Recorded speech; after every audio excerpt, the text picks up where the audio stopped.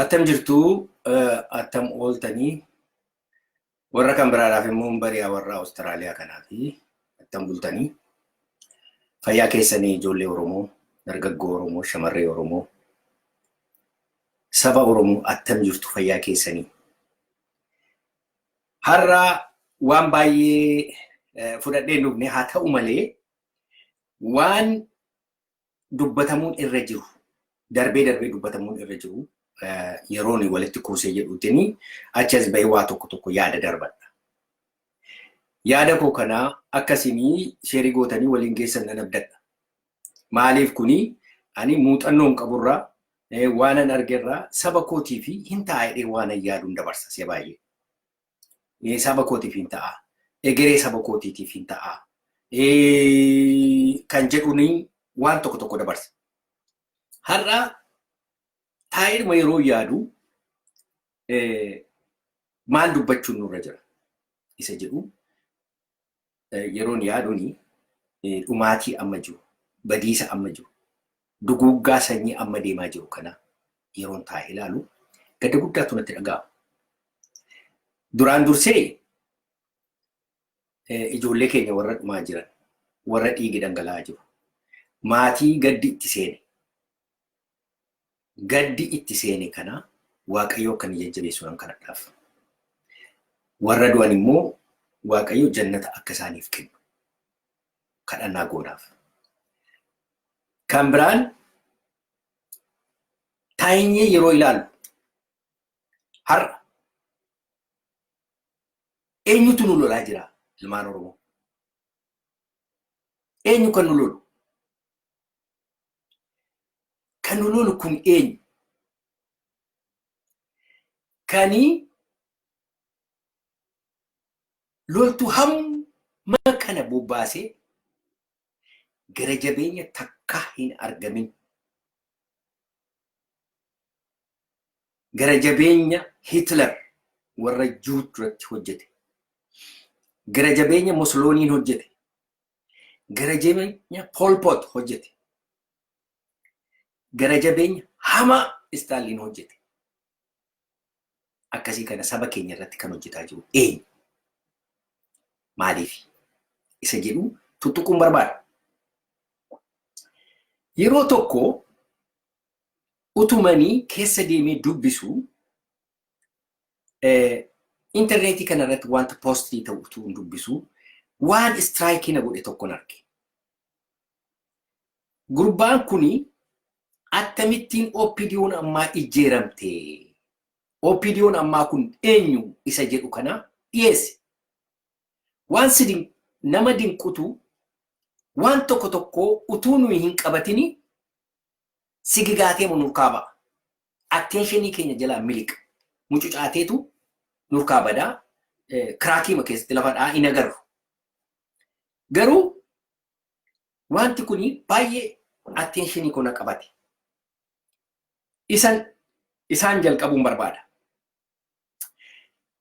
Namni kun yeroo katabu maal jedhee OPDO'n ammaa kun eenyu? Eessaa dhufanii isa jedhu katabe. OPDO'n ammaa kuni eessaa dhufan isa jedhu kanaaf deebii yeroo kennu maal jedhaa? Namni kuni insaayidariidha. Nama karaa keessaa dubbii beekudha. Maal jedhee yeroo addi bilisummaa Oromoo 92 sana ari'amee ba'uu jedhe. Sabboontonni jedhee OPDO keessaa warri aaraa turanii jedhe. Hamma kana gara jabeenya hamma kana uummata isaaniirra wanta ga'u kana yoodhuma OPDO ta'aniyyuu kan gaddaa turanii, kan aaraa turanii darbanii kan itti dhaga'amu jarri kun eessatti nu geessaa jiru jedhanii keessaa miliquutti ka'anii. Sabboontonni keessumatti maqaa nama tokko dha'e Yoonaastaan Ibbisaa kan nama jedhamu. Abaa'utti dabalame. Kuni Mallasiin baay'ee istiraayikii godhe. Ilaa ijoollee dhaggeeffadhaa. Mallasiin baay'ee istiraayikii godhe. Maalni amma waan fedhe haa ta'u sabboonummaani Oromoo dhaaba garaagaraa keessa dhaaba iddoo fedhe jiraatu sabboonummaani aantummaani, anummaani, saba koonni jedhamu kuni nama baay'ee walitti fiduuf deema. No, no, no, no. Kun nan baasu itti Mallas. Baay'ee cleveridha Mallas. Maal godhee jedhe isa booddee. Walga'ii waamee dhossaadhaanii Oromoo OPDO kana akka nuyi kana booddee itti organizii goonu ijoollee nafxanyootaa afaan Oromoo beekan. Ijoollee walakkaan isaanii Oromoo ta'e. Ijoollee Habashaa afaan Oromoo dubbatanii itti finneetu taayitaa irratti ol baafna malee sabboontonni kun gara fuulduraatti badii keenya ta'uu kan jedhuudhaan murteeffate Mallas.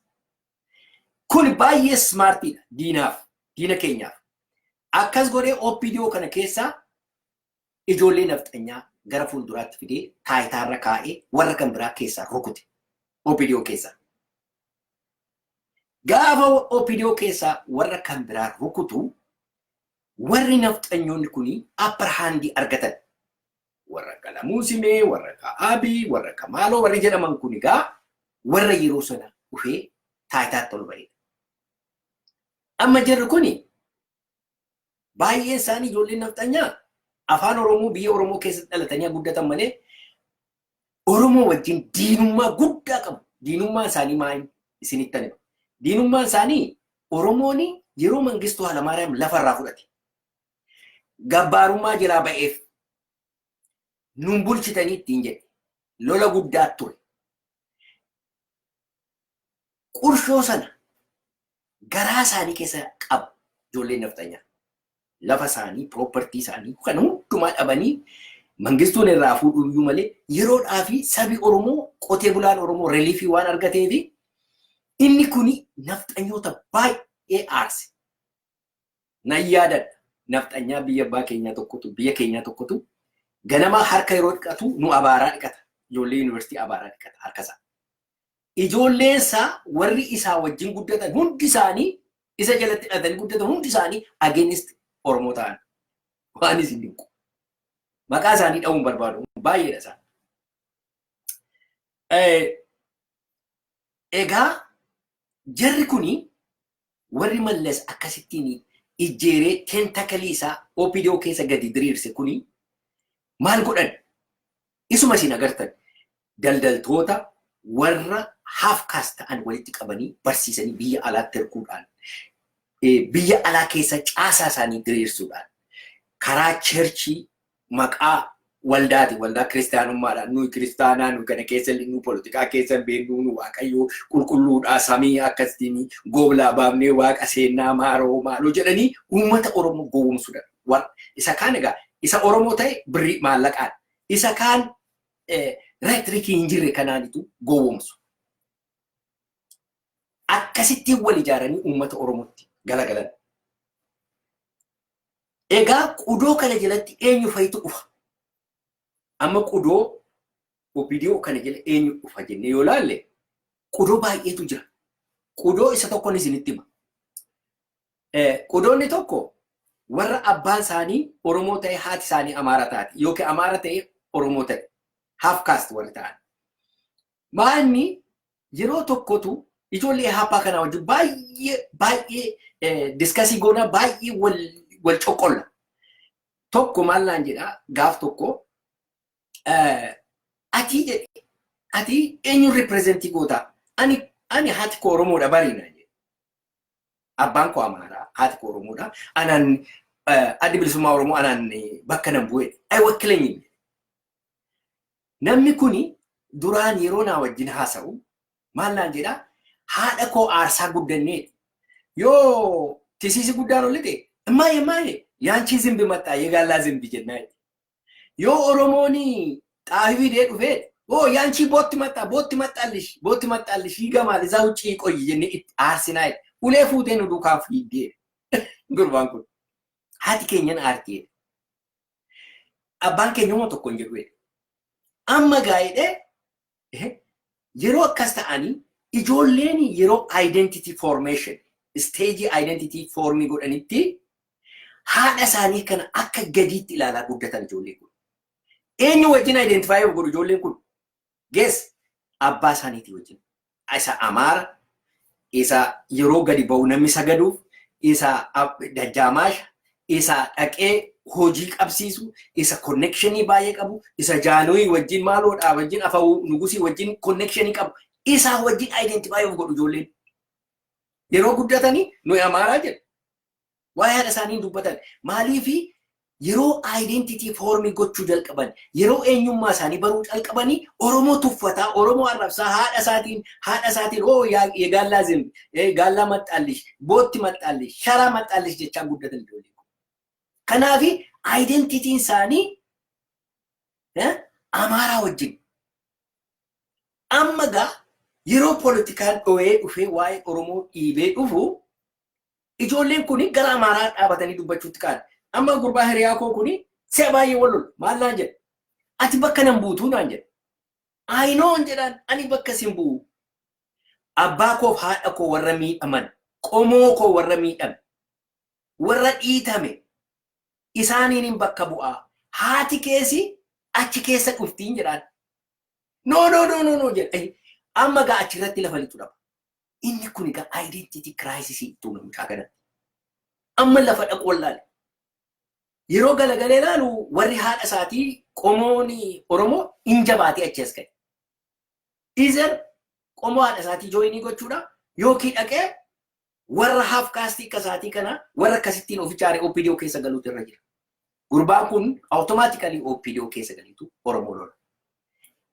baay'een isaanii dhaqanii warra Amaaraa keessa gruupii Amaaraa keessa lixanii har'a baay'een isaanii eessa jiru kan isaan jiran OPDOdha wajjin tokko jedha kan biraan immoo warra lost souls kan warra tasabadan warra jedhutu jira warri tasabadee warra dura Finfinneetti galee warra baratee ijoollee isaanii afaan Amaaraa barsiisee ofii isaaniitii Amaara malee mana keessatti naasofne taasa ijoolleen isaanii inumayyuu qaanii afaan Amaaraa mana keessatti dubbachuun kan ta'e isaan kun yeroo guddatanii Oromummaa isaanii baranii izer inni tokko extremii deemee cabseetu Oromootti dabalamee Oromoo fuudhee Oromoo wajjin jiraata. Inni isheen tokko dhiirri tokko dubartiin tokko garuu inumayyuu gara Amaaraatti dhaqaniitu identity isaanii kana coverii godhanii achi keessa seenu. Isaan akkasiiti enemiin har'a jara keessa. Giruuppii kan biraan immoo jiru kan sammuun garboobe kan nu wajjin adda bilisummaa Oromootti seenan kan Oromoo tuffatan Oromoo ta'anii Oromummaa isaanii kan tuffatantu turan nu keessa seenanii yeroo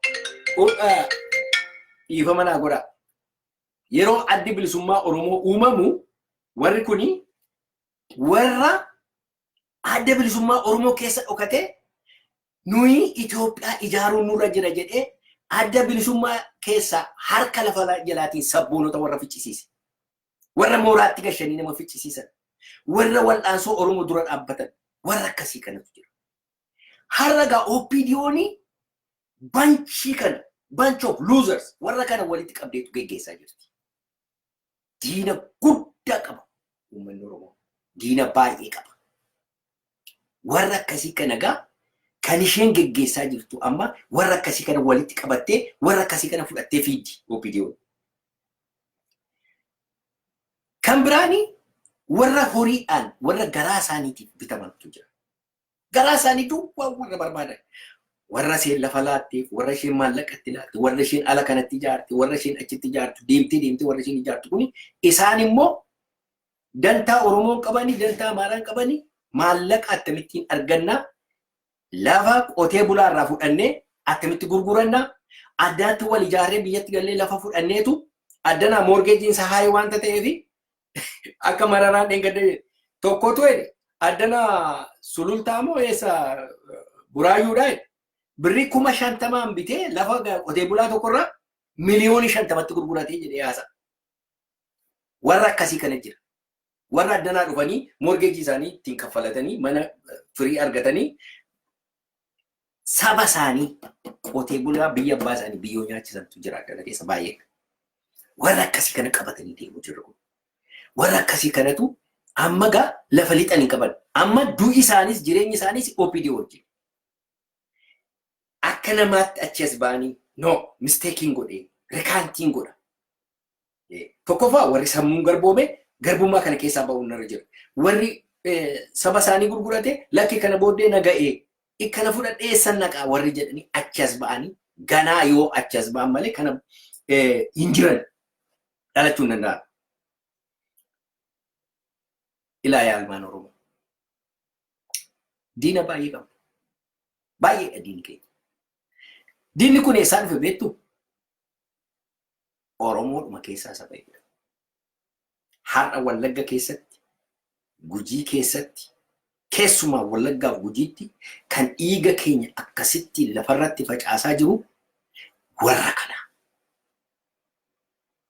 Warra sarmuun garboome, warra identity crisis qabu, ijoollee nafxanyaa, warra firifaariidhaan jiraattu, warra firifaarii barte.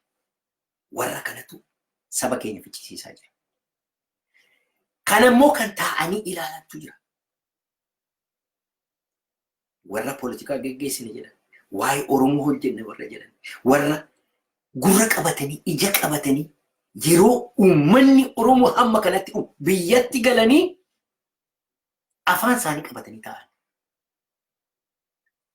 Uumarraanii dhuguma rakkisaadha.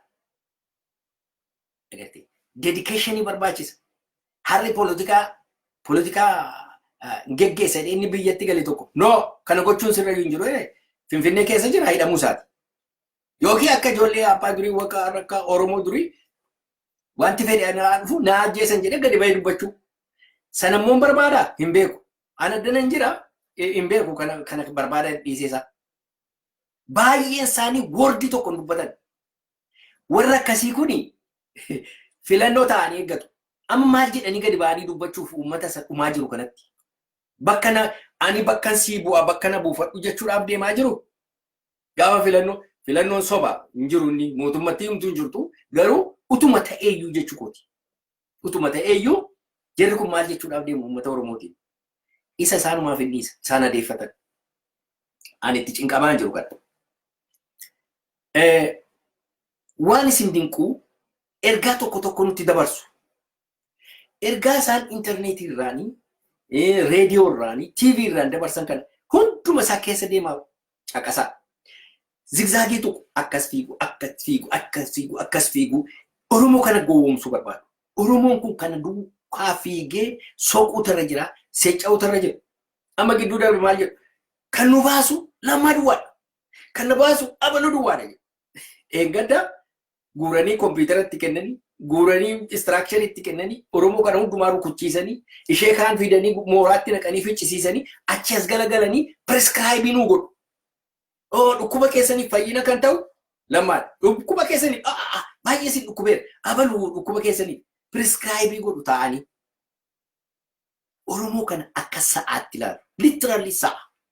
Kuni intelligence Oromoo undermine gochuudha. Isa duwwaa miti. Memoriidhuma Oromoo kana iyyuu namanan. Oromoon isa kaleessa darbee yaada taa'ii. Isa kaleessa mucaa isaanii akkatti gombisan. Isa ijoollee fiildiidhaa fuudhanii mana hidhaatti naqanii ficcisiisan. Isa summii nyaachisan. Isa kana godhan isa hin yaadata. I don't think so. Kan hin beekan isaanii hin yaadatu. Kaleessa waan irratti godhame Oromoon hin beeku hin yaadatu. Oromoon donqooroodha. Memory chips hin qabu dana keessa sa'umaa jedhu bara. Sa'uma akka sa'aatti ilaalu. Utuu galee fi kun Oromoon arrabsoodha isaaf. Namni kaleessa dabarsee isa kenne tokko. Namni ijoollee isaa mar'umaan isaa keessaa baatee fuudhee mooraatti galchee ficcisiise tokko. Namni har'as wayyaaneedhaaf OPDO duukaa deemee Oromoo ficcisiisaa jiru tokko Oromoodhaaf kana wayyaa nuuf kana wayya jedhee yeroo haasa'u tuffii Oromootiif qaban duwwaa agarsiisu kan biraa miti. Ani isaan nan dhiban isaan qaaniin qabanii namni qullaa dhaabatee qaaniin qabu. Qullaa dhaabatee qaba. Garuu warra taa'ee isaan dhaggeeffatu akkamittiin galagashaniin ilaalan. Warri taa'ee jira akkasii kana dhaggeeffatu.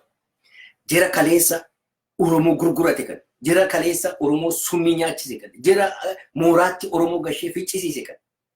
Jira kana godhe kana har'as achi as galagalanii dhufan. Yeroo kana dubbatan baay'ee nama gaddisiisa. Oromoon dammaquu qaba. Warra kanarratti dammaquu qaba. Warra gogaa hoolaa reeffite wangoo gogaa hoolaa uffattee karaarra fiiddee saba keenya ciniinaa jirtu kana beekuu danda'uu qaba Oromoon. Kana ilaaluu qaba. Dheengan eessaa dhuftee rakkinni Oromoo inni guddaan lafa barbaade oolee nama barbaade ajjeesaa oolee nama barbaade qalaa oolee dhufee taa'eetu harka dhiigaatiin si wajjin nyaata. Aboo dhaqee harka kee dhiqadhu kottu. Abaluun ajjeeftee dhuftee ijoollee mucaa koo eessa keessee dhufte namni jedhee gaafatu hin jiru. Dhufeetu wajjin nyaata. Qaaniin qabu. Inni taa'ee dhaggeeffatus qaaniin qabu. Isaan kanatti baran Oromoo kana akka sa'aatti ilaalu. Sa'a jedhanii yaadu Oromoo. Tuffii guddaa qabu. Meemoorii isaatiif tuffii qabu. Sammuu isaa dammaqiinsa isaatiif tuffii qabu. Kanaafi waa takka dhimma hin qaban. Kaleessa isa har'a isa nu fixaa jiruuf abaluun si wayyee jedhee sitti waan akkasii kana ilaaluu qabna jechuudha. Kanaaf keessumatti har'a Wallaggatti dawwalee yeroon gaafadhu gowwoomsaa tokko fudhatanii dhufan. Halkan deemanii ajjeesu. Guyyaa deemanii ijoollee namaa karaarratti ijoollee firoota keenya karaarratti fixu. Hin duguugu. Halkan maal godhu jeruma sanatu wayyaa baafatee daabee godhatee maal godhateetu wayyaa waboo fakkaatee ganda keessa deemee moobaayilii fidi maaloo fidi birrii fidi jedhee nama tuma. Ani waboo dhadhee dhaqee namarraa fudhata. Waboon kan inni gadi ba'eef saba isaatiif ba'e. Saba isaatii reebuudhaafi saamuudhaafi moobaayilii birrii kisiidhaa saamuudhaaf miti. Kan nama gaddisiisu kana identify gochuu dadhabee inni alaa inni diaasporaa kun maal jedha? Waboon nama saama siin jedha dhufee. Tirikii wayyaanee kanallee identify gochuu dadhabee Oromoo. Tirikii ishee xixinnoo ishee baay'ee ijoollee xixinnoo ittiin gowwoomsan. Guyyaa nama ajjeesaa oolee halkan waboo fakkaatee mana namarra deema. Warra akkasii kana inni mana namaa keessa deeme mana namarra deemu eenyu akka ta'e beekamaadha. Agartee? Jara kana beektuu jennee gaafadha. Jara kana lakkiin beennu lafa isaan dhufan iyyuu hin beeku. Eega lafa isaan namni Wallagga keessatti lolaa jiru ijoollee Wallaggaati. Ijoollee ganda sanaati. Akkamittiin namni waliin beeku. Kana jechuun egaa loltuu isa kaampiitti ajjeesaa oolee qalaa oolee dhiiga dhugaa oolee galetu halkan immoo wayyaa kan biraa uffatee dhufaa jechuudha. Kana addaan baafachuu dadhabe uummati. Uummati keenya numa beeka biyya keessa. Garuu warra alaa kabaroo rukutu kanatu kana addaan baafachuu dadhabe. Jechuun inni kaani wallaaluun inni kaan immoo egaa maal godharee hojii isaa ta'u. Kanan dabarsuu barbaade har'a. Kan biraani wanti dabarsuu barbaade waa'ee irreecha Oromooti. Baay'ee nama dinqa. Alerjii tokkotu narra jira. I'm sorry. Waa'ee irreechaa kanan dabarsuu barbaade. Waa'ee irreechaa kuni baay'een isaanii amantiitti qabatu. Amantiitti qabatanii yoo Waaqayyo bira dhanne nu gaafata. Yeroo Saanskiriitingii Ameerikaa mulluu affeeltee horii dinnicha guurtee Waaqayyoon kadhattu sin gaafatu dinnichatti sagadde siin hin jedhu. Yeroo ximqata fuutee abidda qabsiistee abiddatti maramtee fiiddu sin gaafatu. Akkamittiin gaafa Oromoo duwwaa si gaafata. Har'a immoo haasaa kan biraa haasa'u maal jedhu sabi keenya dhufaa jira irreechan nan. Baay'ee nama dinqa. Waan tokko isinitti himuun barbaada. Yeroo mana hidhaa turre an baay'ee kan na rifaasise jalqaba yeroo hidhamu namoota ajjeesaa turan fuudhanii. Yeroo namoota ajjeesanii warra achi turan waggaa dheeraa achi dura turantu ture.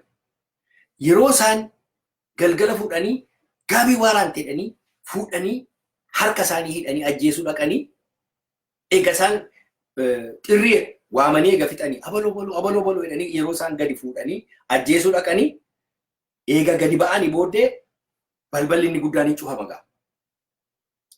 Mooraan inni guddaan hin cufama. Sibiila guddaadhaan sagalee guddaa kenna yeroo cufamu. Inni cufamennaan nu hin duunu jechuudha. Warri hafne jirraa jechuudha.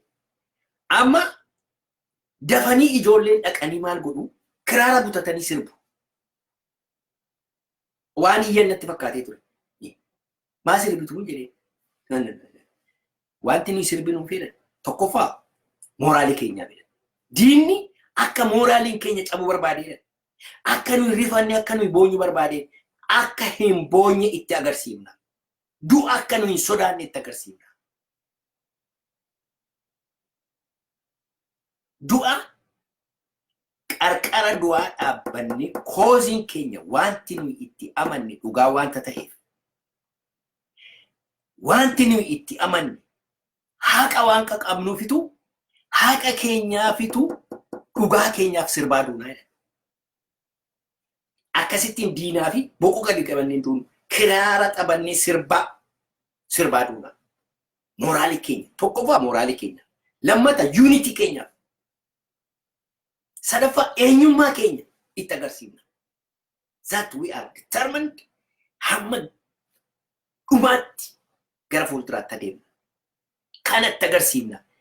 Inni du'ii isheeti amma dhuftee obboleessa koo ajjeefte kuni hamma marfee ispiilii akkasii nan madeessine gara booddeetti nan deebisu. Inumayyuu na jabeessa. Akkas jechuudhaafi naa jiran. Naa gale booddee yeroo sana ijoolleen tures.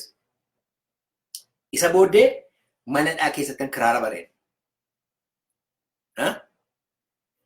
Gaafa isaanii biraan gaafa ajjeesanii alam saggadfaa gaafa ajjeesanii jalqaba kan kiraara taphatee.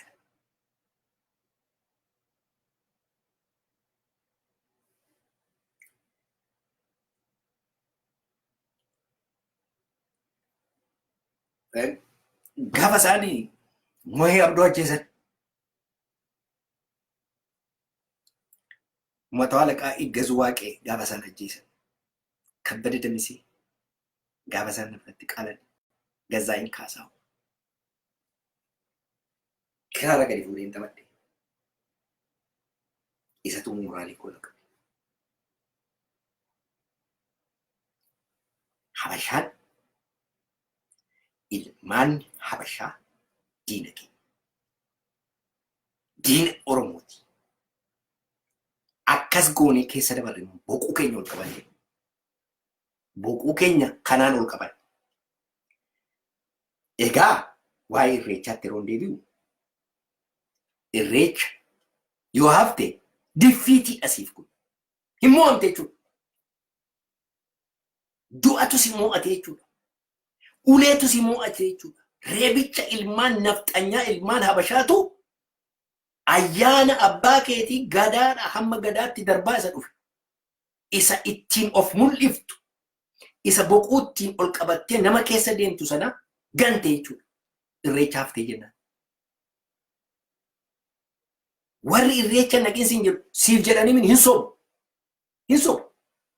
Siif jedhanii miti. Warra du'eef gaddaniis miti. Hin sobu. Sobduudha. Utuu warra du'eef gaddite irreecha dhattee irreecha irratti waaqatti bishaan facaaftee yaa waaq ati faradeettiin jetta. Sagalee guddaadhaan wal geesseetu waaqatti boossa irreecha dhattee. Waaqayyoo hin dhagaa. Waaqayyoon galata galchachuudhaaf dhibee keenyatti himachuudhaan irreecha yeroo dha.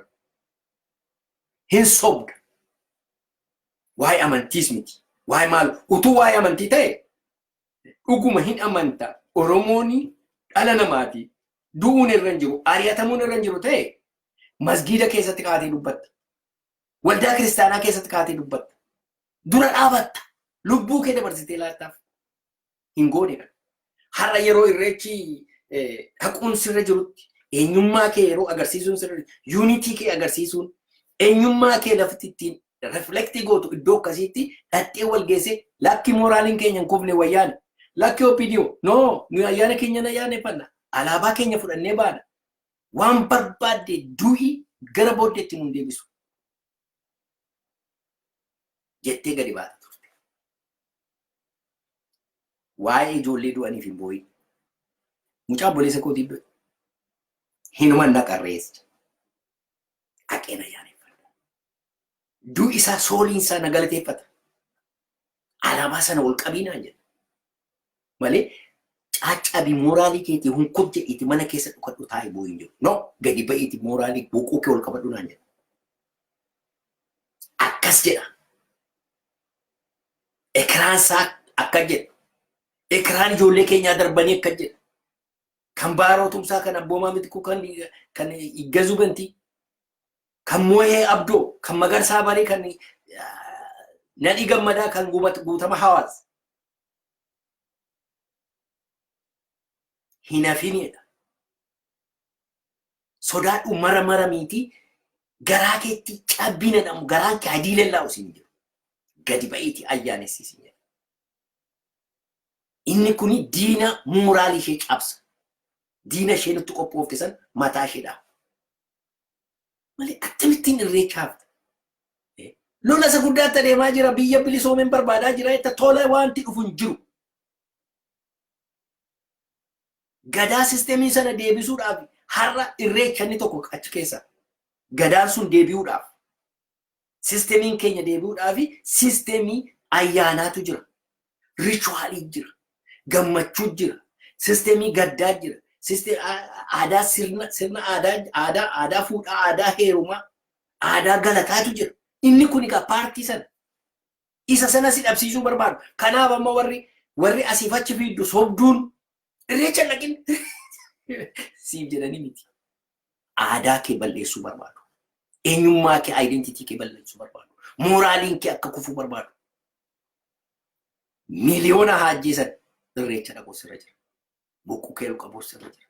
Yuunitii kee agarsiisuu jechuudha. Wal bira dhaabbachuu, walii wajjin sirbuu, ilaa nuyi hin kufne mooraaliin keenya hamma fedhe yoo ajjeefte gara booddeetti hin deebi'u jechuu danda'u sirra jira. Ilma Oromoo.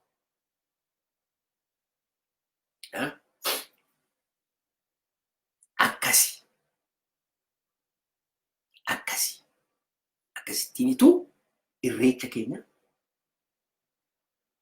irreeffanna. Kanaaf baay'een haasa'e ilmaan Oromoo. Hamma danda'ame jabaadhaa. Diina guddaatu jira. Diinni kuni numa keessaa kan yaa'edha baay'eensaa. Nu keessaa yaa'eetu diina isa guddaadha wajjin walitti maxxane. Kanaafitu walabummaan keenya yeroo dheeraa fudhate.